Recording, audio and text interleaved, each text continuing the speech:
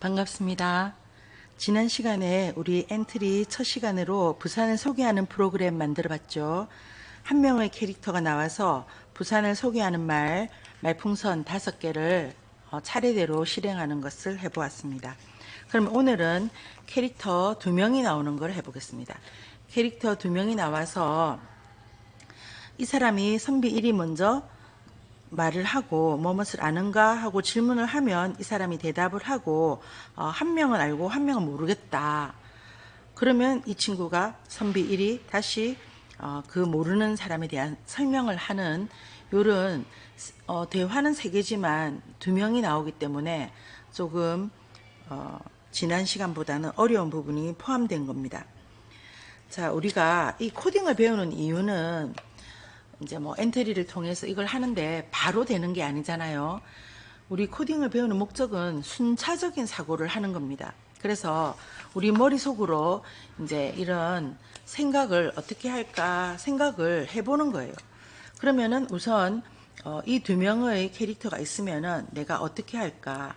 그러면 선비 1이 먼저 뭐라고 하냐면은 물어보는 거죠. 물어보는데 여러분 순서도라는 것을 한번 그려보겠습니다. 지금 선생님만 여러분은 한번 보세요. 자, 요거의 동그라미가 시작이라는 말이에요. 그러면은 시작하면 뭐라고 말하냐면은 입력 또는 출력 그 내용을 나오게 하는 거죠. 그래서 이 사람이 무슨 말을 하는 거예요. 자네 송상현 부산의 대표적인 인물인 송상현과 장영실을 알고 있는가 하고 물어보는 질문을 하고 일단은 끝이에요. 그러면 끝이면은 또 동그라미입니다. 시작과 끝은 동그라미. 그러면 선비 1이 질문을 하면 선비 2는 그때 대답을 합니다. 여기서 이제 시작이겠지요. 근데 언제 시작하냐면은 바로 시작하면 안 되고 선비 1의 대사가 끝나면 시작하는 거예요. 시작하고 그 다음에 또 나는 장영실은 알겠는데 송상현은 잘 모르겠어 하고 이렇게 대답하는 거예요. 그러면서 자네 송상현을 아는가 하고 또 질문하는 거예요. 질문하면 여기서 이 사람은 대화가 끝이지요. 끝이고 그 다음에 다시 이 사람은 선비 2의 대사가 끝나면 다시 시작해서 또 송상현은 어떤 사람이라네 이렇게 이야기하는 걸로 우리가 생각을 한다 이 말입니다. 이때 엔트리에 들어가서 실제로 할 때 우리가 어떤 것을 사용하냐면은 이제 저번에는 없었던 건데 이 부분에 가서 신호 보내기를 합니다. 신호 보내기를 하면 여기서 이 선비의 대사 끝났다는 신호거든요. 그러면은 시작할 때 어떻게 합니까? 신호를 받는다. 신호를 받고 시작하는 거예요. 그리고 또 끝나면은 또 어떻게 해야 되겠습니까? 끝나기 전에 신호를 또 보내야 되겠지요. 요게 들어갑니다. 요게 들어가고 신호 보내면 또 여기서 어떻게 합니까? 신호를 받고 요것을 오늘 공부해 본다 이 말입니다. 여러분 보고 그리라고 하지 않을 테니까 걱정하지 말고 우선 머릿속으로 요런 장면을 한번 생각해 보기 바랍니다. 자, 엔트리 시작하겠습니다. 자, 엔트리 들어왔습니다. 만들기, 작품 만들기. 그러면은 처음이면은 상관없고 이제 우리는 오늘 처음이니까 취소 누르고 자, 엔트리 들어왔습니다. 우선 바탕이랑 캐릭터를 바꾸겠습니다. 오늘은 엔트리 봇을 하지 않기 때문에 X 바로 누르고 자, 바탕 할 때 여기 플러스 누르고 맨 밑에 배경, 오늘의 배경은 경회루입니다. 그래서 실외로 가서 경회루 추가하고 그 다음에 캐릭터 넣죠. 사람에서 선비 1과 선비 2를 데리고 오겠습니다. 여기 기역, 니은 순서대로 되어 있기 때문에 시옷에 가면은 선비 1과 선비 2가 있습니다. 그러면 추가 누르면 이렇게 겹쳐서 보입니다. 그래서 한 명은 이쪽으로 끌어놓고 한 명은 이렇게 물 위에 떠 있네요. 경회로는 여기가 물이잖아요.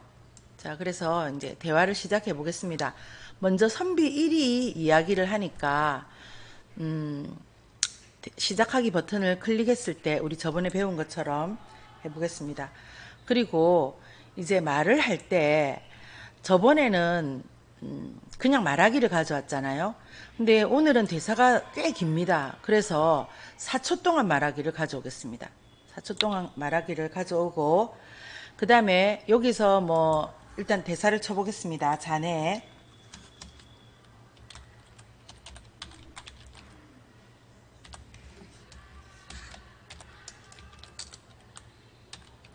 부산의 대표적인 인물인 송상현과 장영실을 알고 있는가? 이것을 4초 동안 말한다. 이렇게 우선 넣어 보겠습니다. 그러면은 끝났죠. 그럼 저번 같으면은 흐름에 가서 뭡니까 2초 기다리기 하고 코드를 멈추게 했는데 이번에는 2초 기다릴 필요 없고 말이 끝났으니까 코드를 멈추면 돼요. 이게 아까 순서도에서 끝이지요.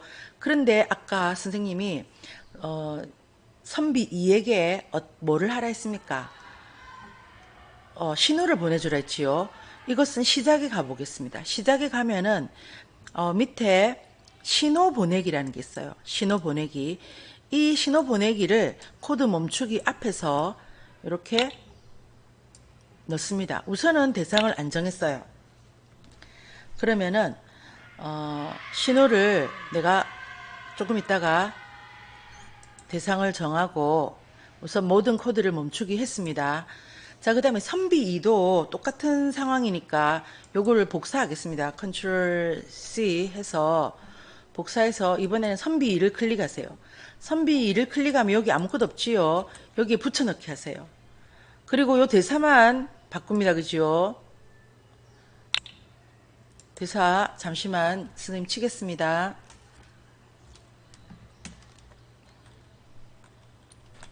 조선의 대표적인 과학자 장영실은 알겠는데 송상현은 잘 모르겠네. 자네는 아는가? 질문해 보겠습니다. 그리고 여기서 이 친구는 시작을 눌렀을 때가 아니라 신호를 받았을 때예요. 그래서 여기서 신호를 받았을 때를 가지고 옵니다. 이 신호를 받고 이야기를 하겠지요. 그러면 다시 선비 1이 말해야 되니까 이 신호를 받았을 때 요거를 싹 다 복사해서 다시 선비 2가 또 신호를 받았을 때 이제 마지막으로 뭐라고 합니까? 송상현은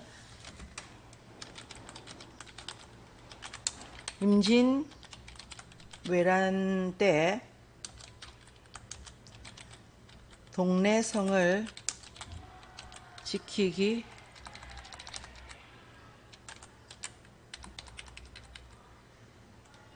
위해 싸운 동네 부사란에 이렇게 4초 동안 말합니다. 그죠? 그러면은 마지막 말에는 신호 보낼 필요 없으니까 신호 보내기 빼고 코드 바로 멈추면 되겠지요.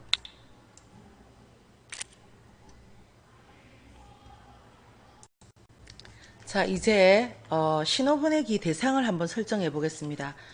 먼저 속성으로 들어가 보세요. 속성에 들어가면은 신호라는 게 있어요. 그래서 신호를 추가하겠습니다. 우선 이 사람이 한 대사 신호를 선비 1이라고 하겠습니다. 선비 1 아니면 뭐 대사라고 해도 됩니다. 선비 1 하겠습니다. 선비 1의 신호 보내기. 그러면은 이 사람이 선비 1이 신호 보냈다 이 말입니다. 그러면은 이 친구가 선비 1의 신호를 받았을 때 이런 말을 한다 이거죠. 그 다음 이번에는 자기가 선비 2를 선생님이 또 추가해 보겠습니다. 선비 2의 대사. 그럼 이번에는 자기가 신호를 보낼 때는 선비 2의 신호를 보내고 또 이 친구는 선비 2의 신호를 받았을 때 이 말을 한다 이 말입니다.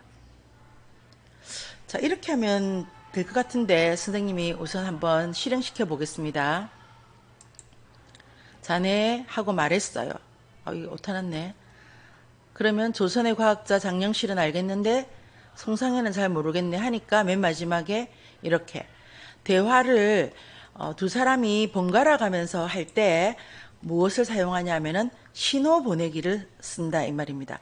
신호 보내기는 블록에서 시작하기에서 찾고 신호 보내기나 신호를 받았을 때는 블록 시작에서 쓰고 그 다음에 신호 보내기 이제 신호는 속성에 가서 신호를 추가해야 된다 이 말입니다. 오늘 조금 지난 시간에 비해서 조금 복잡하고 어렵습니다. 그죠? 캐릭터도 2명 나오고 또 신호도 주고받고 이렇게 해야 돼서 조금 어려울 수 있습니다. 지금 폰으로 보는 친구들은 아마 집에서 그 컴으로 한번 연습해 보면 좋을 것 같아요.